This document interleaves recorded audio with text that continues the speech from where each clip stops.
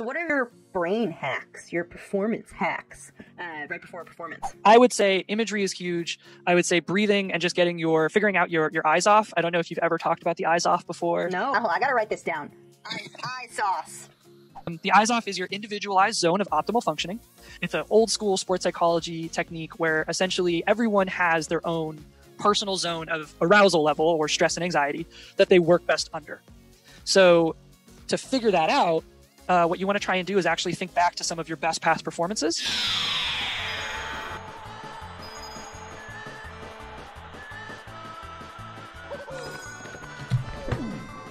And from there, you can start to go, okay, ask yourself some questions of how stressed was I? Was this a huge game that I was like super invested in and super stressed out about how the outcome was going to go? Get off my penguin! Or was I super relaxed because it was just a normie game and I had nothing I had nothing tied to it. It was just whatever. That one.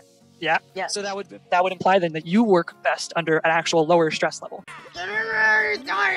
From there, we can start to then implement some techniques like breathing exercises, like imagery, like progressive muscle relaxation to try and help you get to that zone before competition or before you're going to do something that would innately increase your stress level. If you think of it, it's a bell curve, ultimately. Down in the lower left-hand corner, it's you when you are asleep. And on the other side is the world is on fire, full panic mode. What sports psychologists originally said was that right in the middle, right at the top of the bell curve, is where people are going to perform their best. Over time, we started to better understand that that actually wasn't necessarily true for everyone. And so it becomes more about what your individual curve looks like. Still between those two extremes, but it could be like my curve is very much on the lower end. I have a stress curve that's very, very low. For some people, they need to feel like the world is on fire. They need to feel like they're the person that stands between their team winning and their team losing. And quick question. So yeah. I kind of have, when I'm playing sports, a little bit of an ego. And I play angry a lot because it just hypes me up. But how do I know if my IZOF is skewed a little bit higher or if it's just my ego? Those two things are actually a lot more interlinked and are almost one and the same.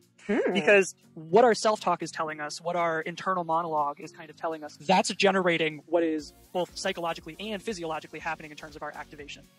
So for you to have that little bit of ego and be able to be like, I'm the best player on the rink right now. Like, no one's going to touch me, right?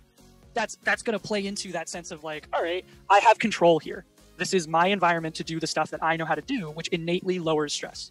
Okay. Even though the actual physiological sensation is like being hyped up and ready to take someone out, by telling yourself, by having that confidence in your own ability, you're actually lowering your perception of what's going to happen. The anxiety of, I don't know if we're going to win. I don't know if I'm going to be able to play well today.